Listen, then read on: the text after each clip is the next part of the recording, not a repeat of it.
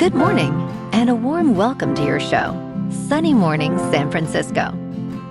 I'm your host, Melissa, and it's Friday, July 17th. You'll be interested to know, today is World Emoji Day. This playful holiday began when the calendar emoji displayed July 17th, inspiring fans and technology creators to celebrate.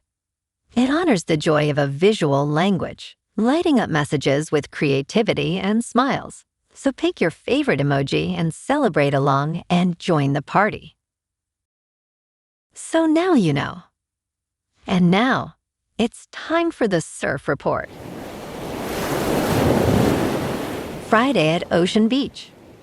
This morning it's looking choppy with waves around 3 to 5 feet. Conditions stay consistent through the morning with winds onshore at 9 to 11 miles per hour. By noon, the wave height drops slightly to 3 to 4 plus feet as winds increase to 12 miles per hour. Expect a steady breeze throughout the day with winds peaking at 17 miles per hour by late afternoon. Best time to ride is at 6 a.m. with the 1 foot outgoing low tide when the west-northwest swell is 6 feet at 8 seconds, and the onshore wind is 9 miles per hour. The first low tide on Friday will be -1 foot at 8:15 a.m., followed by a 5.5 foot high tide at 3:30. The nearshore buoy in San Francisco Bar reads 57 degrees for the water temperature. Saturday features choppy conditions with wave heights ranging from 2 to 4 feet, and inshore winds peaking at 16 miles per hour. In contrast, Sunday offers more consistent conditions with fair waves at 2 to 3 plus feet, especially in the morning. Monday maintains similar size and cleaner faces, making it a favorable option for surfers throughout the day. This morning, it's partly sunny, and it feels like 55 degrees with 12 mile per hour wind. The sunset will take place at 8:30, and it will rise again tomorrow at 6:02. It looks like we're in for some mostly cloudy skies today, with a high around 60 and a mild breeze. Tonight, expect continued mostly cloudy conditions, with a low of 56 and light winds picking up a bit. Looking ahead in the weather. Saturday will be mostly cloudy with a high near 58 and a west wind of 8 to 12 miles per hour. Sunday and Monday stay cloudy with highs near 58 to 60 and nights in the low mid-50s. Bonjour, food enthusiasts. This podcast is brought to you by Versailles Cafe and Pastries in Encinitas. Nestled on El Camino Real South, just north of Encinitas Boulevard, this cafe is a haven for culinary delights. Indulge in their amazing Eggs Benedict or their gluten-free crepes. You can grab a panini for lunch or just breeze on through to get your morning coffee. They are open every day from 8 to 5. So stop on by and don't forget to tell them Sunny Morning sent you.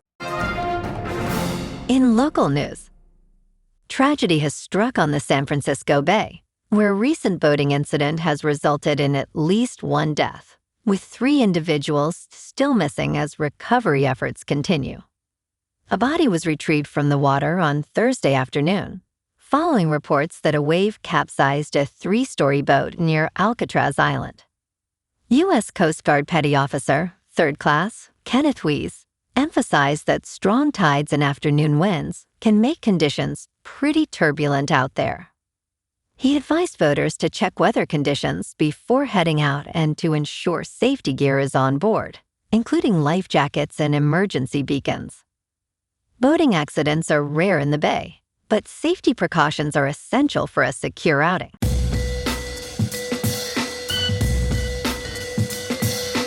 Now on to sports. For the first time in history, the reigning champions of South America and Europe will meet for the World Cup title as Argentina and Spain square off for the final on Sunday. Spain boasts the best defense, allowing only 1 goal in 7 matches, while Lionel Messi is chasing the Golden Boot with 8 goals and 4 assists. Argentina has scored 9 goals and Spain has scored 11 during the tournament, Spain's strength lies in possession, with Rodri preventing counterattacks, while Oyarzabal and Marino have combined for 7 goals. Argentina's attack heavily relies on Messi's magic. Predicted lineups include Unai Simon for Spain and Emiliano Martinez for Argentina. The match will take place on July 19th at 3 p.m. Eastern Time at MetLife Stadium in East Rutherford, New Jersey. In local sports, tonight the Giants head to Seattle to open a 3-game series against the Mariners at T-Mobile Park, first pitch at 7:10. Landon Roop takes the mound for San Francisco against Bryce Miller, with the club riding a 2-game winning streak after taking 2 of 3 from Colorado. At 41 and 55, they're still looking to find consistency, but recent wins show some life in the lineup heading into this tough road test. Off the field, there's plenty to discuss. Buster Posey told Radio This Week the organization has to look at all options ahead of the trade deadline. That includes potentially moving Luis Arraez, the all-star second baseman, or Robbie Ray, the former Cy Young winner, on an expiring contract. Both are attractive pieces for contending teams, and with San Francisco sitting nearly 20 games back in the division, a sell-off looks likely. Posey defended manager Tony Vitello on Thursday, saying he and his staff are doing a solid job trying to solve the puzzle they're in right now. Meanwhile, down in San Jose, the Sharks are entering the offseason with something they haven't had in years: expectations. After overhauling the roster, they're positioned to make the playoffs for the first time since 2019. The schedule drop brought some intriguing reunion games: Ferraro returning to face his old team, and Nurse coming back to Edmonton for the first time since his departure. In top news, Netflix stock dropped over 8% in extended trading after the company's third-quarter outlook fell short of expectations, and engagement trends did not inspire confidence on the street. The streaming giant reported earnings that beat estimates, and revenue grew 13.4% year-over-year to $12.6 billion, slightly underperforming forecasts. Earnings per share came in at $0, slightly beating expectations and above the $0 reported a year ago. Netflix guided revenue for the current quarter at $12.9 billion, against Wall Street's expectation of $13 billion. Co-CEO Greg Peters stated, "Not all hours are created equal," highlighting the impact of live events on revenue. In business news, short sellers are rapidly increasing their bets against SpaceX, driving bearish positioning to nearly 1/3 of the company's public float as the struggling stock hovers below its initial public offering price. About 185 million SpaceX shares are now sold short, representing roughly 29% of the company's publicly tradable float and about $25 billion in bearish wagers, according to S3 Partners. The position has ballooned from an estimated 40 million shares, or roughly 5% to 7% of the float, just 3 weeks ago. The stock has fallen about 20% in July and briefly slipped below its $135 initial public offering price. The largest block remains Elon Musk's stake, representing about 42% of shares outstanding, which is locked up until June 2027. In crypto movement, Bitcoin is down 1% for the week to about $63,000. Ethereum is up 2% to about $1,800. And XRP is unchanged at $1.09. Moving on to a more local vibe. In our community spotlight on health and wellness, we are working with a national Pilates studio to bring you some free classes, so listen up. Check out Club Pilates, with several locations in the San Diego area. Pilates presents a comprehensive wellness approach, cultivating strength, reducing tension, and elevating mental well-being. Scientific research affirms its benefits.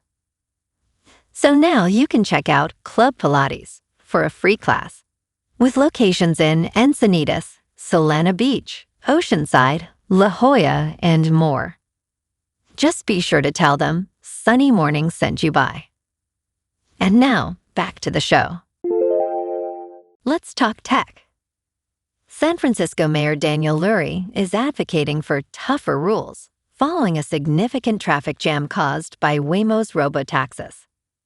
The mayor has urged state regulators to enhance regulations for autonomous vehicles after these robotaxis became immobilized in heavy July 4th traffic, exacerbating gridlock. In a letter to the State Department of Transportation, Lurie highlighted previous incidents that showcase the inadequacies of California's current regulatory framework. He proposed that manufacturers demonstrate 4 core operational capabilities to prevent future disruptions, including real-time adjustments to routes and sharing operational data with local agencies. Waymo operates approximately 1,000 robotaxis in the Bay Area and completes over 500,000 paid rides weekly.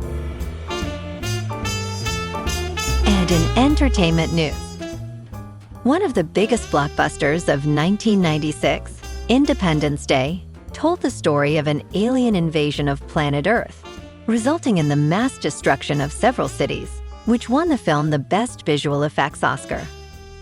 While many have tried to replicate its formula, including director Roland Emmerich, none have succeeded like the original. A key reason is that Independence Day focused on the characters, making viewers invested in their stories. Later films, however, celebrated destruction without addressing the tragic implications, failing to capture the core emotional impact. Disaster films should not exploit massive casualties as a selling point. Well, alrighty folks, it's time for the quote of the day. And today, our quote comes from the American author and humorist Mark Twain. And he said, "The secret of getting ahead is getting started," emphasizing the importance of taking the first step in any endeavor to overcome inertia and begin the journey towards success. And that's a wrap for this morning. You can check out our Instagram, YouTube, and TikTok for some captivating aerial videos with local news and the surf reports. Have an amazing day, my good friends. We'll see you tomorrow with another episode of Sunny Morning San Francisco.